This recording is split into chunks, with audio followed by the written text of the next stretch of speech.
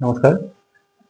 আজিৰ ভিডিঅ'টোত কি ডিছকাছ কৰিম যে তিনিটা ৰাশি, যি তিনিটা ৰাশিৰ সবতকে বেছি নিৰীহ ৰাশি বুলি ক'ব পাৰি, হাৰ্মলেছ বুলি ক'ব পাৰি, স্পেচিয়েলি লাভ, ৰিলেশ্যনশ্বিপ বা মেৰেজ এইবোৰৰ ক্ষেত্ৰত কোন তিনিটা ৰাশি সবতকে ছফ্ট বা সবতকে তেওঁলোকৰ পৰা কোনো প্ৰব্লেম নহয়, এনেকুৱা তিনিটা ৰাশি, বেষ্ট তিনিটা ৰাশিৰ বিষয়ে ডিছকাছ কৰিম। নাম্বাৰ 3 হৈছে পাইচিছ বা মীন। মীন ৰাশিৰ ব্যক্তিসকল একটো ভেৰি কুল হয়, ঠাণ্ডা হয়, উগ্ৰতা তেওঁলোকৰ মাজত সাধাৰণতে নাথাকে। তেওঁলোক অকণমান ড্ৰিমাৰ টাইপৰ মানুহ হয়, স্পিৰিচুৱেল টাইপৰ মানুহ হয়, সাধাৰণতে ব্ৰড মাইণ্ডেড হয়, আৰু আৰ্গুমেণ্ট য'ত হয় সেই ঠাইত তেওঁলোকে থাকিও ভাল নাপায়। এনেকুৱা যদি কিবা পৰিস্থিতি হয়ও, এই পৰিস্থিতিত তেওঁলোকে কণ্ট্ৰিবিউট নকৰে, মানে তেওঁলোকে এনেকুৱা এটা কথা কৈ নিদিয়ে যাৰ পৰা সেই দুইখিনি আৰু বেছিকৈ জ্বলি যাব।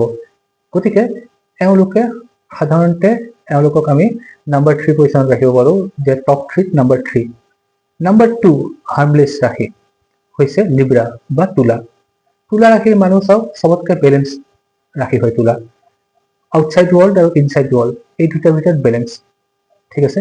কোনো ধৰণৰ এক্সটাৰ্নেল প্ৰভোকেশ্যনে তেওঁলোকৰ ইণ্টাৰনেল পিচক তেওঁলোকক ডেষ্ট্ৰয় কৰিব নোৱাৰে।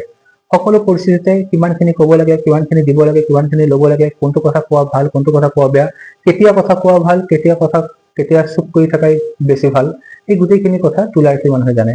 আৰু সেইকাৰণে তেওঁলোকৰ পৰা কোনো ধৰণৰ চিটুৱেশ্যন বেয়া নহয়।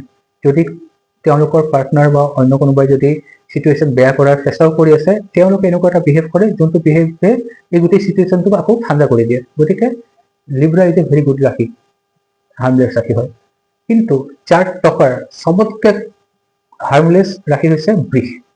কি কাৰণে? যে বৃষ ৰাশি একদম নিজৰ মস্তিত থকা ৰাশি হয়। চাৰিওফালে কি হৈ আছে তেওঁলোকৰ লগত কোৱা, নিজে শুক্ৰ গ্ৰহৰ ৰাশি হয়, সৌন্দৰ্য ভাল পায়, কলা ভাল পায়, খাই বৈ ভাল পায়, পিন্ধি উৰি ভাল পায়, মিউজিক ভাল পায়, নিজৰ ৱৰ্ল্ডত থাকে, কমফৰ্ট ভাল পায়, লাক্সাৰী ভাল পায়। তেওঁলোকে এই সৰু সুৰা চিঞৰ বাখৰ, কাজিয়া পেচাল এইবোৰত তেওঁলোকৰ ৰুচিও নাই, নিজেও নকৰে। কোনোবাই যদি কৰেও তেতিয়া তেওঁলোকে সাধাৰণতে ইগনোৰ কৰি দিয়ে। যেনেকে ৰাস্তাত যে ষাঁড় গৰু খোজকাঢ়ি গৈ থাকে, ৰাস্তাত চাৰিওফালে কিমান চিঞৰ বাখৰ কিবা হৈ আছে, ষাঁড় গৰু এটাই নিজৰ মস্তিত খোজকাঢ়ি গৈ থাকে। এই স্বভাৱটো হৈছে বৃষ ৰাশিৰ।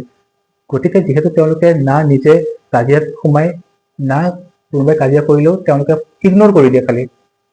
গতিকে এই ৰাশিটো সবতকে নিৰীহ ৰাশি বুলি ক'ব পাৰি আমাৰ 12টা ৰাশিৰ ভিতৰত।